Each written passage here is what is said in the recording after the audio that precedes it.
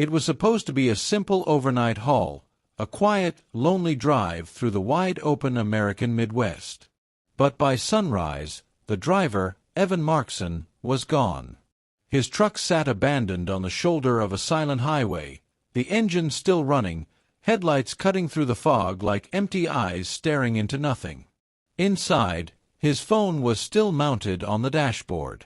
The driver's seat was reclined, as if he'd just stepped out for a smoke and never came back.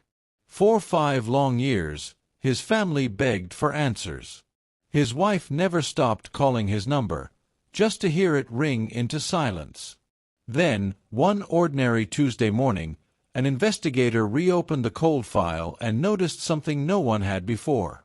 A line of GPS data, buried deep inside the company's tracking archive, showing Evan's truck had traveled another 1,000 miles after he was already declared missing. But where that data led police wasn't anywhere near where Evan had vanished. And when they finally followed the coordinates, what they found there shattered everything his family thought they knew about the man they'd lost. Before we dive into this chilling true story, please take a moment to like this video, subscribe to the channel, and turn on the notification bell so you never miss another real-life mystery that deserves to be told. Your support helps us continue sharing these emotional, haunting stories with the world. Now, let's go back to the night Evan Markson vanished. A night that began like any other long road trip, but would end in one of the most disturbing cold cases in modern trucking history. The date was March 17, 2016. Evan Markson, a 38-year-old long-haul truck driver, had been on the road for over 14 years. He'd seen just about everything: the sunrise over Wyoming's red clay cliffs, snow-slick highways in Montana, and the endless ribbons of asphalt that carved across America.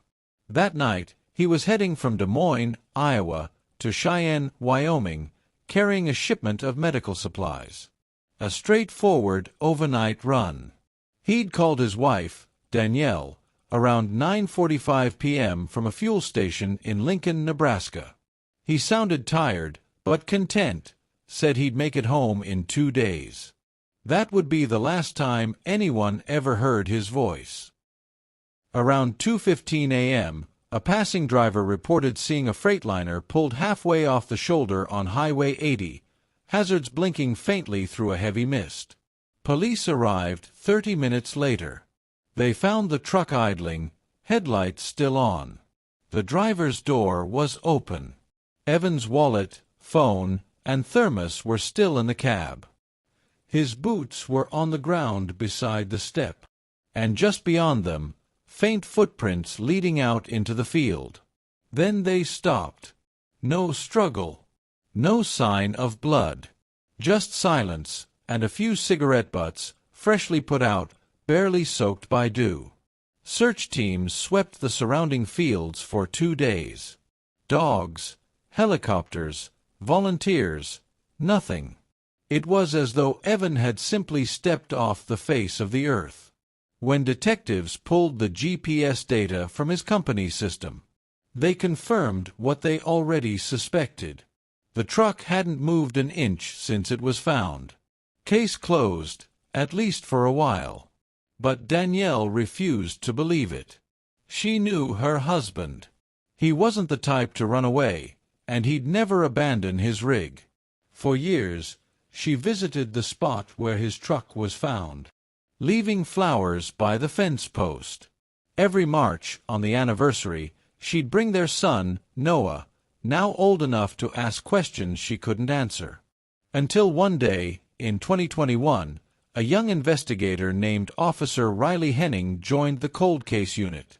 He was reviewing archived transport data when he noticed something strange buried deep in a forgotten server. A second GPS signal, time-stamped 36 hours after Evan had vanished, showing movement that shouldn't exist. It wasn't from the company system, but from a small backup tracker built into the truck's diagnostic unit, one that nobody had checked before. And according to that data, Evan's truck didn't stay in Nebraska that night. It traveled over 1,000 miles south, before shutting down in a place where no one expected it to be. A remote service yard outside El Paso, Texas. The GPS trail didn't make sense.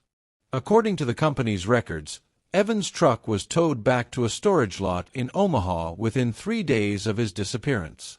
But the diagnostic tracker, hidden inside the truck's onboard computer, showed something else entirely.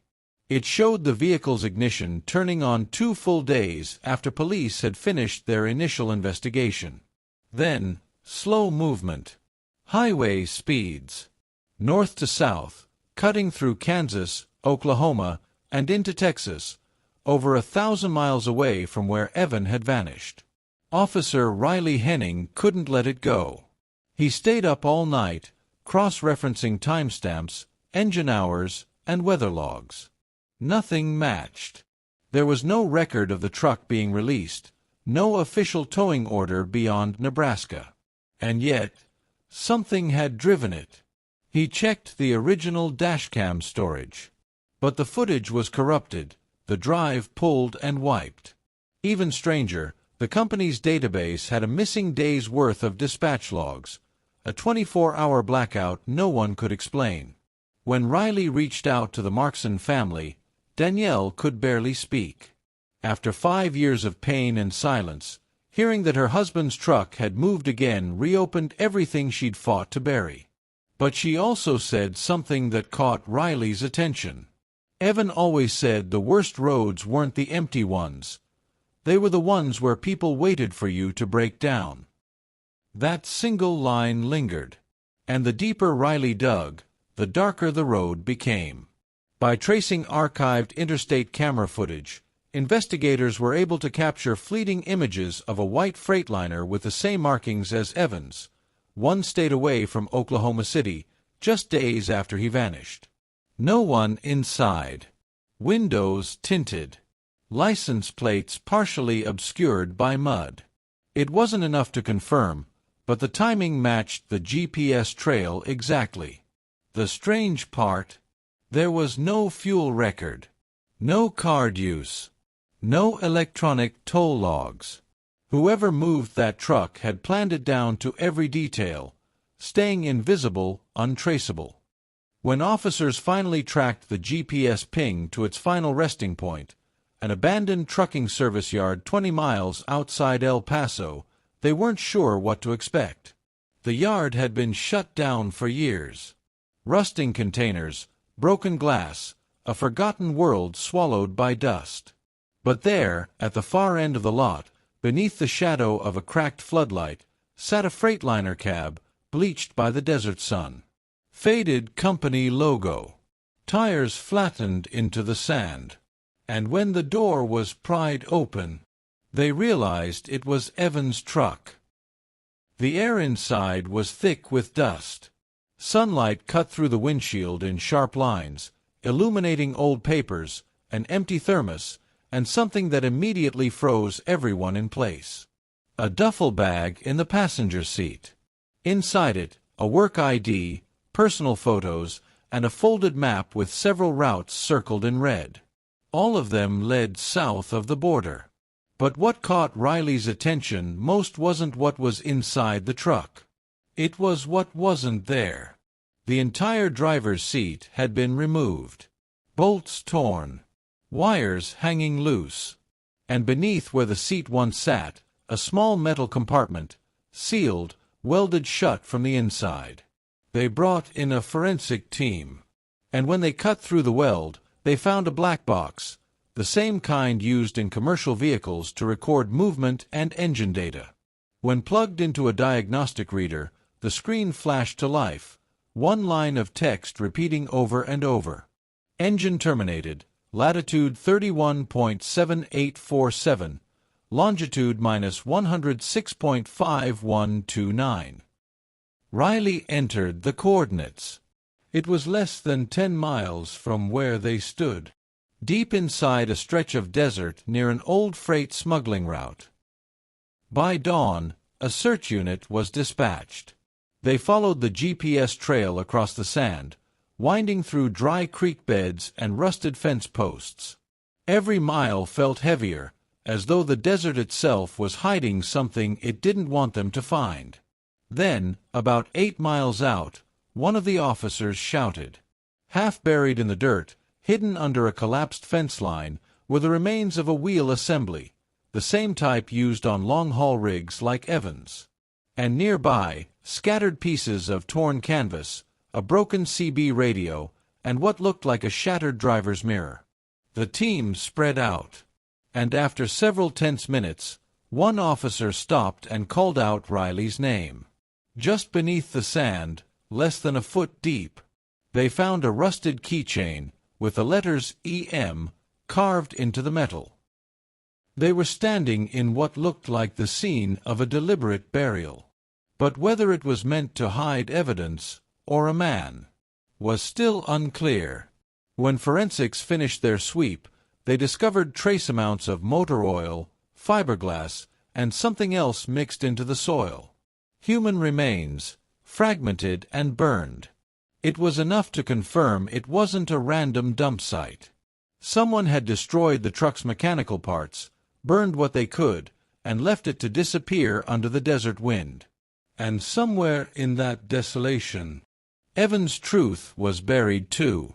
The discovery in the desert shifted everything.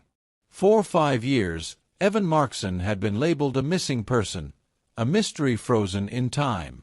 Now, suddenly, it seemed like he'd been part of something much larger, and far darker than anyone imagined.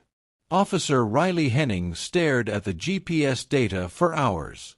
Each red-circled route on that faded map wasn't random. They all traced the same corridor through the southern border. A corridor long whispered about among truckers as the dead route. It was an open secret in the trucking community, a line of unregistered highways and old service roads used by smugglers. Some carried drugs. Some carried people. Others carried things no one dared to talk about. At first, investigators wondered if Evan had stumbled across the wrong cargo. Maybe he'd been forced off the road or silenced after seeing something he shouldn't have. But as Riley kept digging, he uncovered something far more complicated. Evan worked for Silvert Rail Logistics, a small independent carrier out of Iowa. On paper, they looked clean, regular contracts, mid-size fleet, good safety record. But when Riley ran background checks, he found that 3 other drivers had also left the company suddenly over the past 6 years. All were veterans of long-haul routes. All had families. And none of them had filed for new employment after leaving. When Riley tried contacting Silvert Rail's headquarters, the listed number rang out of service. The building was abandoned, windows boarded, signs stripped off the door. It was as if the entire company had vanished with Evan. But what truly unsettled him was a file buried deep in Evan's digital logbook. A series of encrypted notations, saved as drafts, never sent. When decoded, they spelled out something chilling. They switched the cargo manifest. Not medicine, boxes unmarked. Told me not to open them. If I don't make it home, tell Danny to check the terminal in Des Moines. When Riley visited Danielle Markson, she broke down the moment she saw the photos from the desert site. 5 years of uncertainty had become one unbearable truth. Evan was gone. But Riley needed to know, did she ever hear him mention Silvert Rail's other jobs or strange deliveries? She nodded slowly. About a month before he disappeared, he said something was off. He came home late one night, said a guy he didn't know started following his routes, always parked one truck behind him at rest stops. He told me he had this gut feeling that he wasn't alone out there anymore. She also remembered that, 2 weeks before he vanished, Evan had received an envelope in the mail. No return address. Inside, a single photograph of him standing beside his truck, taken from a distance. Riley traveled to the Des Moines terminal mentioned in Evan's draft message.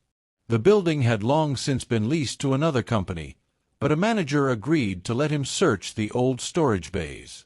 It was there, behind a stack of rusted shelving, that he found an old locker unit sealed with a padlock. When opened, it revealed a weathered notebook, an external hard drive, and a set of disposable cameras wrapped in plastic. The notebook's first page read, "For Danny, if something happens, this will tell the truth." Inside, Evan had documented everything: dates, routes, payments, even license plate numbers of trucks he'd been ordered to shadow. According to his notes, Silvert Rail had been subcontracting with a logistics client that paid double the normal rate, no questions asked. Drivers were told to haul sealed containers marked as non-medical equipment. But Evan had checked one after hearing strange noises inside. He'd pried open a single crate and found human remains wrapped in plastic, covered in ice. He'd written, "Not cargo bodies. God forgive me, I think they've been moving the missing." The deeper investigators went, the more horrifying the connections became. Each of the 3 missing Silvert Rail drivers had been assigned the same southern route before they disappeared. Each truck was later found abandoned within 50 miles of a border checkpoint, all registered as engine failures.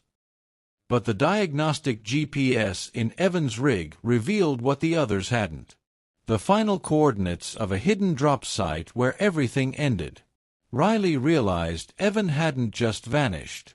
He'd been trying to expose a human smuggling operation buried under the guise of freight transport. And somewhere along the way, they found out he knew. 5 years after Evan's disappearance, investigators returned to El Paso with new warrants. They excavated the desert site where the truck had been burned. Beneath layers of sand and steel fragments, forensic teams uncovered what was left of a second burial: a human skeleton with a fractured wrist and a broken jaw. Dental records confirmed what Danielle already feared. It was Evan Markson. But that wasn't all. Inside the shallow grave beside him was something else: a small USB drive, melted at the edges, wrapped in a waterproof sleeve.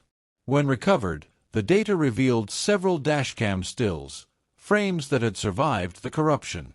They showed 2 men, faces blurred by motion, standing outside Evan's truck in the fog that night. One wore a reflective vest marked Silvert Rail, and the other carried a clipboard stamped with U.S. Border Inspection Authority. Except no such name existed in the agency's records. The truth wasn't just about a man who vanished. It was about a system that helped him disappear, and a trail of others who'd tried to speak up before him. The evidence on that half-melted USB drive changed everything.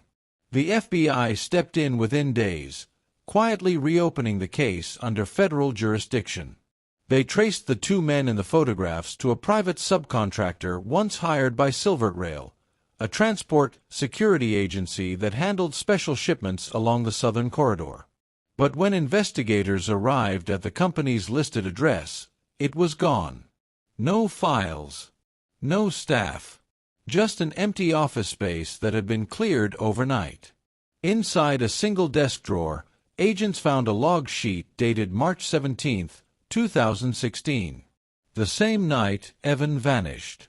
Written in pen at the bottom corner were the initials EM, and next to it, 2 words, NON return. Riley Henning spent months piecing the rest together.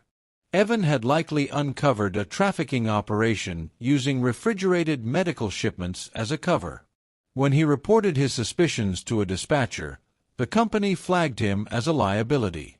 They staged his breakdown in Nebraska, then rerouted the truck south to destroy the evidence. But something went wrong. Evan fought back, hard enough to leave trace DNA in the cab, later matched to one of the missing Silvert Rail employees. Forensic evidence suggested that, during the struggle, Evan may have been killed inside the truck long before it reached El Paso. His body, and the truck, were both dumped in the desert to vanish beneath time and wind. When the truth was finally shared with Danielle Markson, she didn't speak for a long time.